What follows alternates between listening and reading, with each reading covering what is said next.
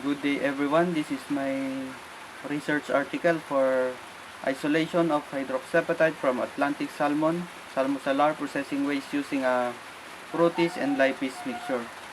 So first is optimized by enzymatic environment. There is a need to solve ongoing waste management issues in food processing industries. So the demand for fish including salmon is higher than ever because of the growing global population and protein needs. So, however, this result in large quantities of waste byproducts. Mm, this waste is problematic because it is potentially harmful to the environment and result in significant disposal costs for industries. So, the salmon frame is disposed from during processing but is a potential feedstock for hydroxyapatite. Mineral for value added application. mm, While previous research has access from hydroxyapatite from animal waste, these processes either use very high temperature or chemical that are more costly and hazardous than the method described herein. So in this study, we develop an enzymatic treatment using protease and lipase simultaneously to clean the residual meat from salmon frames to isolate collagen containing hydroxyapatite. Using the design of experiment under benign condition, the parameters were optimized using 23 and 24 factorial, designed by varying the temperature from 25 to 55 degrees Celsius.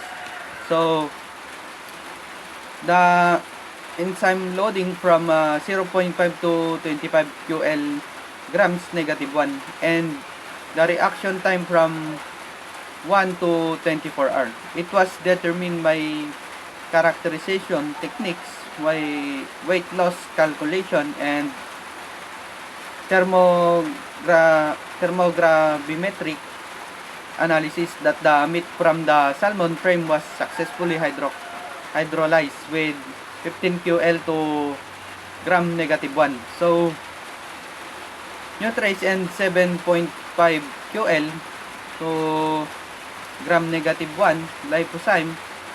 So, 40 degrees Celsius tap water from 6 hours. So, we have perform a life cycle analysis to compare the current method with previous reported. So, process used to treatment fishery waste. And the method reported herein is less impactful and than others in the literature, as there are no organic solvents required and enzymes are easily disposed and temperature do not exist to 100 degrees Celsius during the entire process. Next is two types of experimental. So first is materials. Materials for optimization experiment. Atlantic salmon or salmonellar frames were donated from several local seafood markets in the so the fish depot and the seafood shop for large scale experiments on Atlantic salmon frames were purchased from Randon Seafood in Montreal, QC, Canada. So remaining heads, fins, and skin on the salmon frames were discarded using scissors and a knife. Each frame was stored in freezer bag and kept frozen until required. So no trays are 0.8 liters and liposime is CAG-L. So were received from stream nutrace is an endoprotease with a declared activity of 0.5 to AU gram -1 derived from Bacillus amyloliquefacins and that randomly hydrolyzed internal peptide bonds. So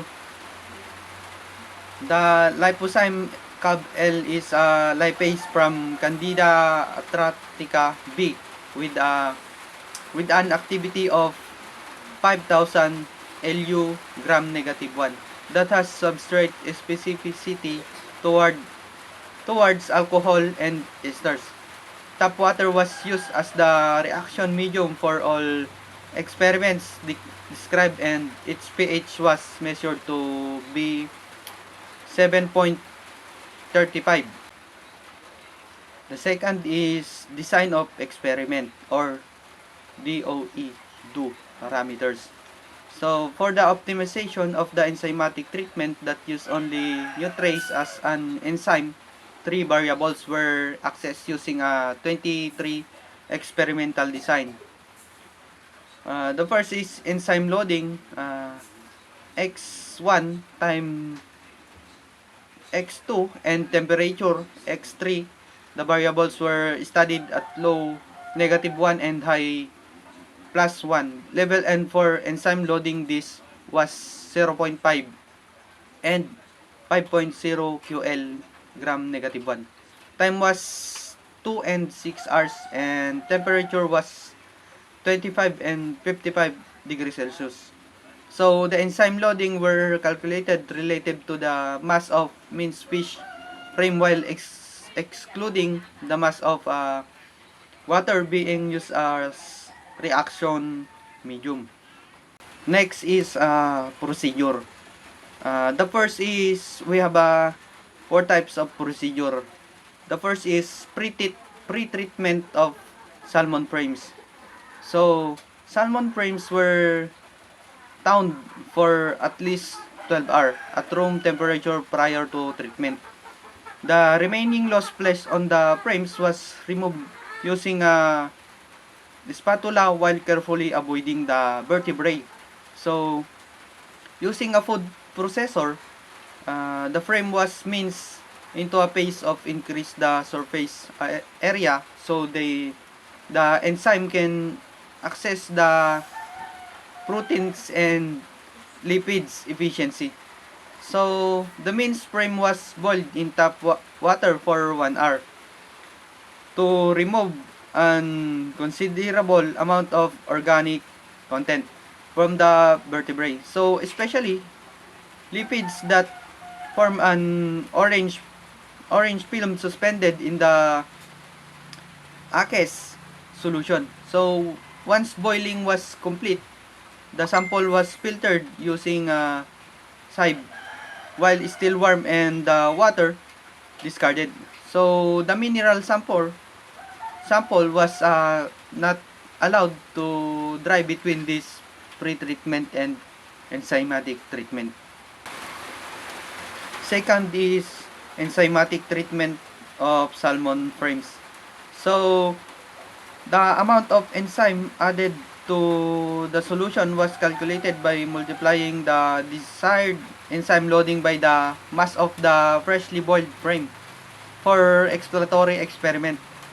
The sample was put in the Erlenmeyer flask with 50 ml tap water and the appropriate amount of enzyme. So these samples were placed into a preheated incubator. So Brunswick, Anova, Shaker, and Eppendorf, and shaken at 220 RPM for the set amount of time. For optimization experiment using Nutrace and lipozyme. So was treated in a beaker with approximately 2L tap water. The enzyme were added to the water once the appropriate temperature was reached and stirred using an overhead stirrer. So once the enzymatic treatment was complete, so was filtered from the hydrolysate and left to dry overnight in air. And the third one is scaled up enzymatic treatment of salmon frames. For the large scale experiment, 5 salmon frames or 15 salmon frames were manually cleaned with a spatula and minced. and means using an industrial grade food processor. So before being boiled in tap water for 1 hour, a 20L Radley's reactor ready pilot lab reactors and was used to enzymatically treat 5 salmon frames in 10 liters or 15 salmon frames in 20 liters of tap water set to the desired temperature with appropriate stirring. So the shop was collected with saved by draining the hydrolyzate from the bottom of the reactor. So last one is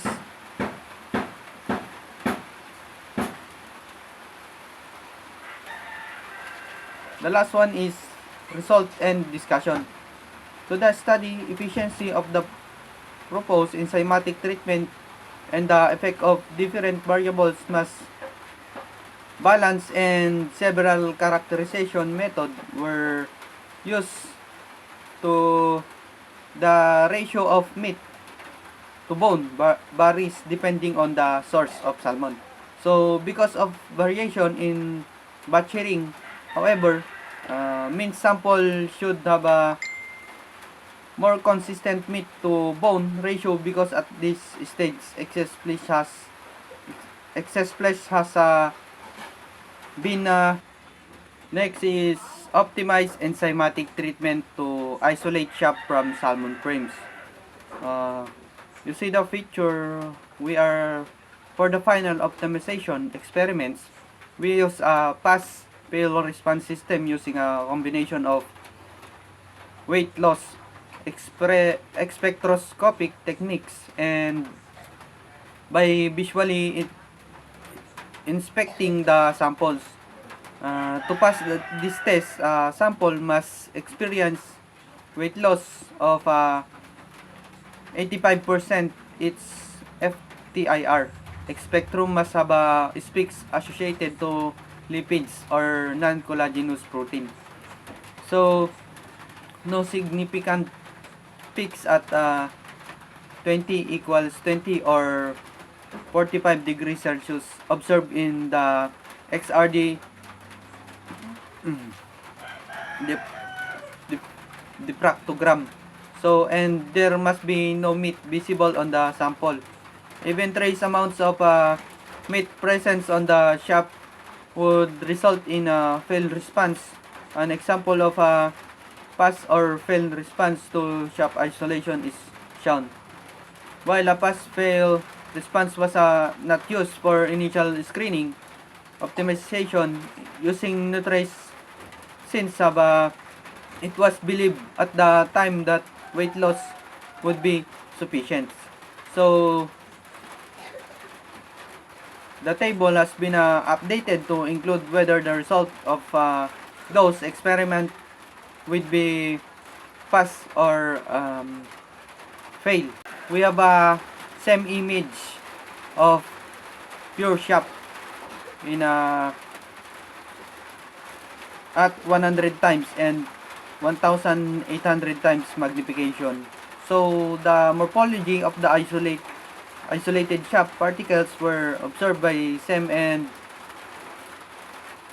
TEM. The SEM image has show that there is a large size of distribution in particles, and this was corroborated by DLS providing an average diameter of the particles of 1241 nm with a large polydispersity index of 0.72.